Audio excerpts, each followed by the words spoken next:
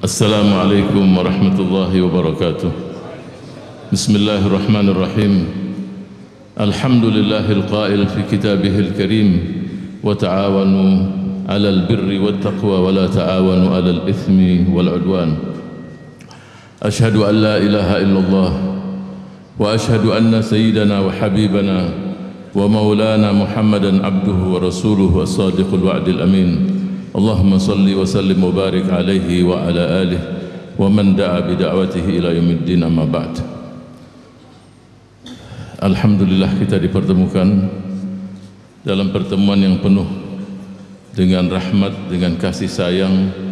Mudah-mudahan ampunan, maghfirah dan seluruh yang kita dambakan dan kita harapkan kita dapat menggapai dan mendapatkannya. Amin ya rabbal alamin.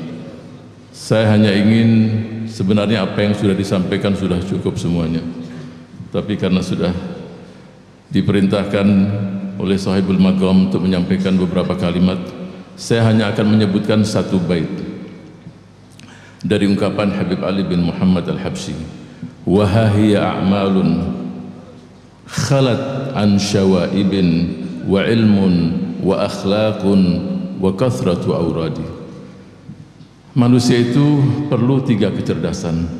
Saya dapatkan dalam bait ini ada semuanya.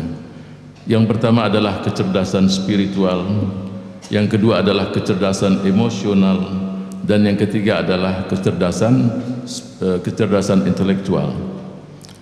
Yang terjadi sekarang kalau kita melihat yang tawuran, orang-orang pelajar terdidik di SMA, di perguruan tinggi. Terjadi konflik sosial pun orang-orang terdidik juga. Bahkan di daerah-daerah yang sering kita mengenal yang adanya local wisdom, kearifan lokal. Di Indonesia ini ada sekitar 180 titik daerah-daerah yang rawan konflik sosial. Saya baru datang dari Sumbawa, beberapa titik. Sehari saja hampir 500 rumah terbakar, tempat ibadah. Sehari itu pun sekian ribu orang tidak mendapatkan lapangan kerja. Orang-orang tua tinggal tanpa rumah. Anak-anak yang tidak berdosa pun tinggal tanpa rumah. Hanya sekejap 1-2 jam terjadi. Yang muncul ego sektoral. Ini yang terjadi di negeri kita ini. Ego kelompok, ego partai, ego suku, ego daerah itu terjadi. Tahun lalu saya sudah menyampaikan di hall ini. Daerah Jawa Timur basis pesantren terbesar di Indonesia, tapi lokalisasi prostitusi pun terbesar di Indonesia. Tapi alhamdulillah tahun ini mungkin sudah berkurang, hampir mendekati 50%. Yang tadinya 47 titik di Tulung Agung sudah mulai terselesaikan, di Mayuwangi ada sekian banyak sudah mulai terselesaikan. Di Jawa Timur masyarakat pun bangkit. Hampir 80% karena kemiskinan. Siapa mereka? Ya saudara-saudara kita, seakidah, sebangsa dan setanah air. Kalau kita lihat tadi, ujung-ujungnya dari seluruh yang dilakukan ini kecintaan kepada umat, kecintaan kepada masyarakat, daidanuhu, akhlak dan budi pekertinya, mencintai fuqara wal masakin wal aitam wal aramil, semua itu. Sebab kalau iman tidak dibuktikan dengan amal, iman itu pun dipertanyakan. Jadi yang terjadi sekian banyak permasalahan, ujung-ujungnya itu juga.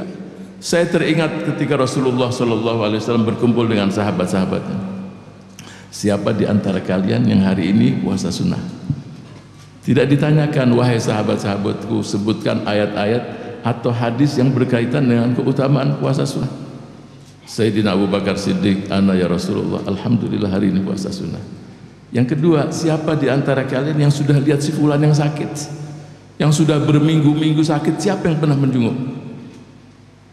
Ana ya Rasulullah, sudah melihat si fulan sakit. Tidak ditanya, sebutkan hadis tentang keutamaan menziarah orang sakit, tidak disebutkan.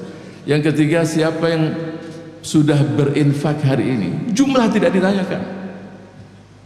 Ana ya Rasulullah, alhamdulillah sudah berinfak. Apa sabda Rasulullah?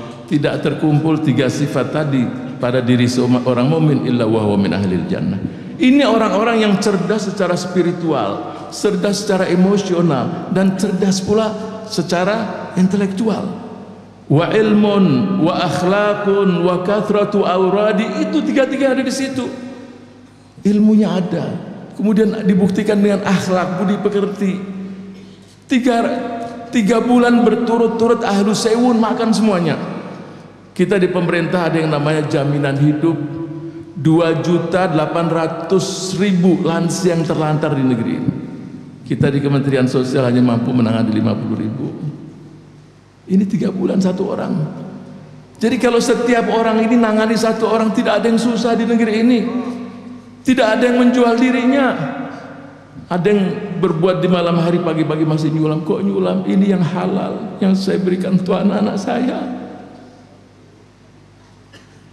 Mungkin antum-antum yang sudah ke daerah-daerah tahu, yang tinggal di rumah tidak layak huni. Rumahnya masih, masuk ke rumah itu sama masuk ke kandang kambing sama, itu masih jutaan orang. Kalau akhlak dari Habibuna Ali bin Muhammad bin Husain Al-Habsyi dibagi untuk kita yang hadir semua ini, masing-masing lihat tetangganya. Saya pernah sebutkan di majelis Habib Jindan, saya dapatkan seseorang yang kakinya ini sudah rata, anak-anak umur 9 tahun, rata kakinya itu. Kemana? Ke pelindas mobil. Coba Banatuna, anak-anak kita ini, sebagian kita ini terus terang saja, mudah-mudahan tidak ada dalam majelis ini ngelihat yang begitu lah. Kita nggak punya hubungan kerabat atau mau bintena, bukan waladuna. Nenek-nenek yang minta-minta di pinggir jalan ini lah, kita juga nggak ada hubungan. Kenapa kita tidak katakan ini nenek kita juga, orang tua kita juga, ini anak kita juga. Amirul Mukminin Umar bin Khattab ketika jalan menemukan ahlu zimah minta-minta, dibawa ke Kementerian Keuangan, berikan ini dan serupanya uang pensiun. Sungguh sangat tidak adil kita ngambil jizyah di masa mudanya, kemudian kita terlantarkan di masa tuanya. Begitu juga orang-orang tua tidak adil, masa muda dia kerja, kemudian di masa tuanya terlantar itu sendiri. Terakhir saya teringat ungkapan Rabi'ah bin Ka'ab al-Aslami.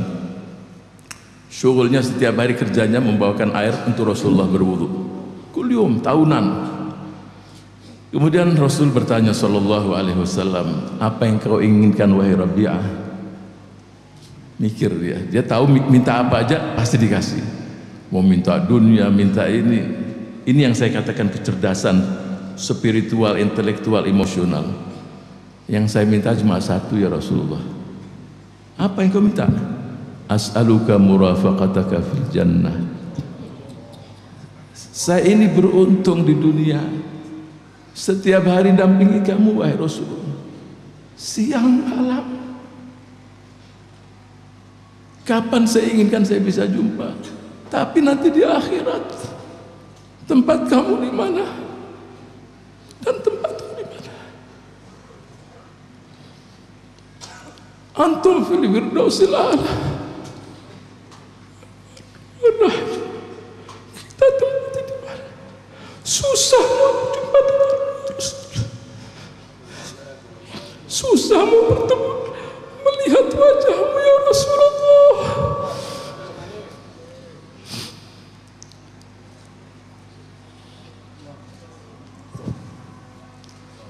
Saya beruntung di dunia, nanti di akhirat.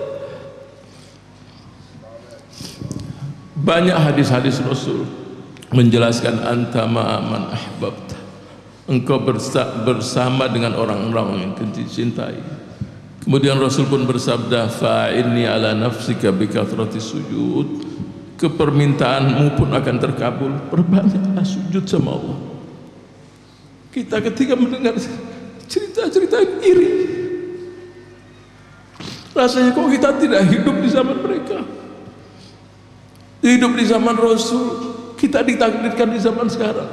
Tapi saya teringat salah satu sabda Rasulullah sallallahu alaihi wasallam ketika menziarahi Baqi, ra'aitu ikhwani, aku melihat saudara-saudaraku.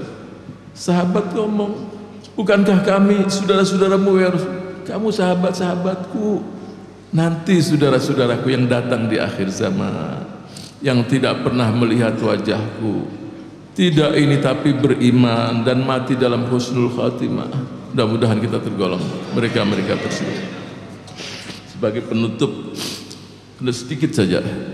Al-Imam Hasanul Basri waktu mengantarkan jenazah, Dia tanya, wahai si fulan, tahu yang meninggal siapa? Oh, na'rif, kenal si fulan ibn fulan.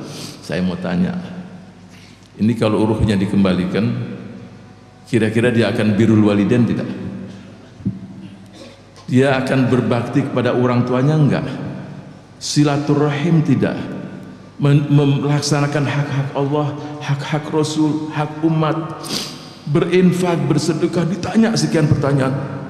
Yang nganter itu, wahai ustadz, wahai guru, pasti dia akan birrul walidain, pasti akan berinfak, pasti akan bersedekah, pasti semua yang baik-baik. Wahai si fulan, in lam yakun huwa fakun ant, dia nggak punya peluang lagi. Kamu yang punya peluang untuk birrul walidain, kamu yang punya peluang untuk berinfak, bersedekah, semua itu kamu punya peluang. Kita sampai saat ini masih Allah berikan kita umur panjang sampai hadir, insya Allah kita dipertemukan pada majelis seperti ini. Kita punya peluang untuk birrul walidain. Yang tidak taat sama ibu bapaknya taat, mumpung masih punya kesempatan. Yang punya uang untuk berinfak, zakatnya, silaturahim, seluruh kebaikan, kita semua punya peluang. Mudah-mudahan kita mampu untuk melakukan. Amin ya rabbal alamin. Mudah-mudahan Allah menjadikan kita hamba-hamba yang muttaqin, mengikuti jejak para ajdad kita, para habib kita, wabil khusus Habib Ali bin Muhammad bin Husain al-Habsyi dengan cerita-cerita yang sangat indah tersebut. Mudah-mudahan kita mendapatkan berkahnya. Amin ya rabbal alamin. Wal afu minkum. Assalamualaikum warahmatullahi wabarakatuh.